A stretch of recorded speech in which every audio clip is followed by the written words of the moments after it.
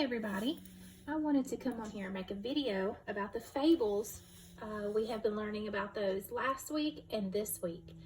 And I just wanted to go through and give you a little more details about fables, just to make sure that you really understand why fables are written, the key features that you'll find in a fable, okay? And then I have some examples of fables up here. You probably know the story well, The Boy Who Cried Wolf. We have actually talked about this story in class before. You remember the little boy? He kept telling the villagers that there was a wolf nearby, but he was just playing a trick on them. And then when a wolf really did come near the village, no one believed him.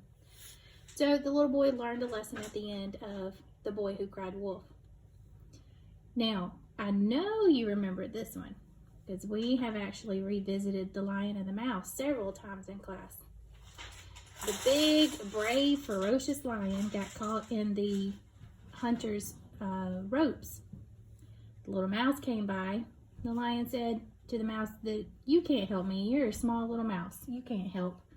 Well, the mouse cut through all of those ropes that were holding the lion and set him free. So the lion learned that no matter how small you are, you can help someone. Now let's look at the key features of a fable. It always ends with a moral, and we know that lesson and moral, they're the same thing. They go hand in hand. They mean the same thing, okay? Now let's talk about the main characters that are in the stories. Usually it's animals. I know in this story up here, we had a boy who was the main character, but most of the time it's something like the lion and the mouse and a grasshopper, an ant, spiders. Usually we have animals as the main characters. There's usually a foolish character. Like here, the lion was foolish for saying the mouse couldn't help him. And then there's usually a wise character that teaches the foolish character a lesson. Okay? And then there are also consequences for not following that lesson. The Boy Who Cried Wolf. This is a great example of that.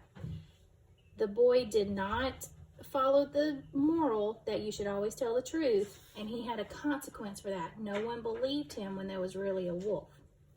All right, so now I have a fable that I found for us in our big book. This is from our Big Wonders book, and you may remember it, but I'm going to go through it again just so we can talk about some of these key features that we might see in the fable, okay?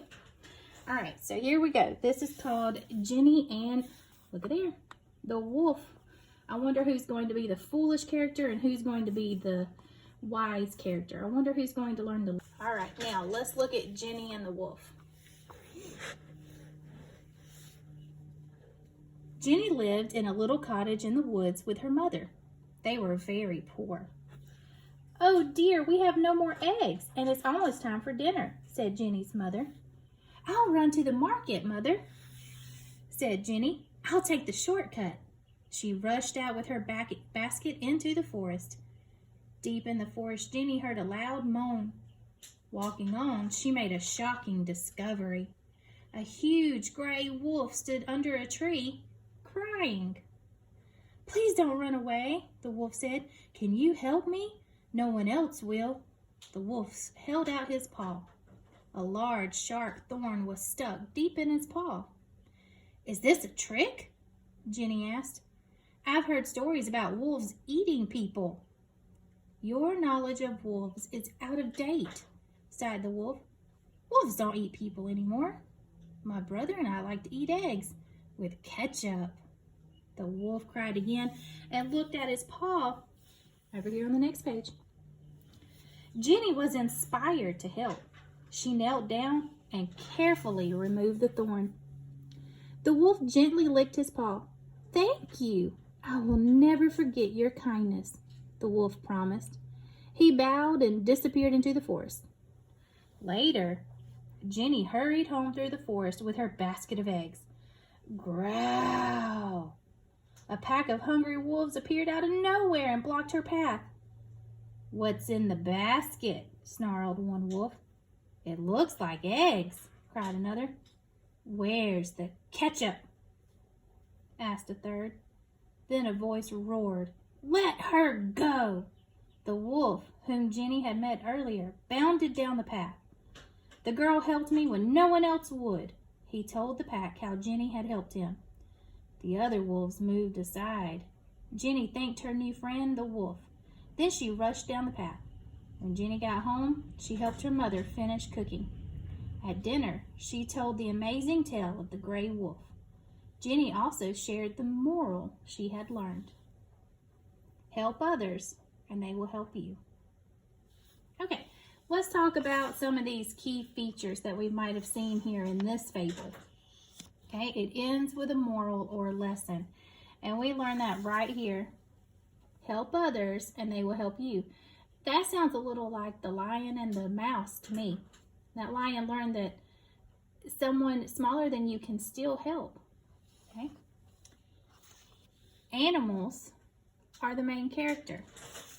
Well, we do have some animals that are main characters, but we also have a little girl who's a main character. Okay? We have foolish characters and wise characters. To me, some of the foolish characters, maybe that pack of wolves, they learned that the little girl could help them.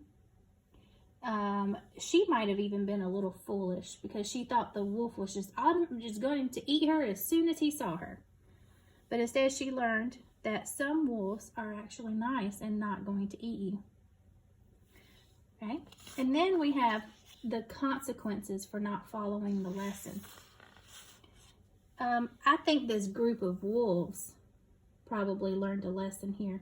They learned this right here, that you help others and they will help you. Okay? Jennie even learned that lesson. She was nice enough to help this wolf even though she was a little afraid. And he came back and helped her against those foolish characters there. All right, I hope you enjoyed this story. Make sure that you complete all of your assignments that are on Google Classroom. And get ready for that major test that you're going to have Thursday, okay? Don't forget, you can go to getepic.com, and there's even more fables on there as well that you can read.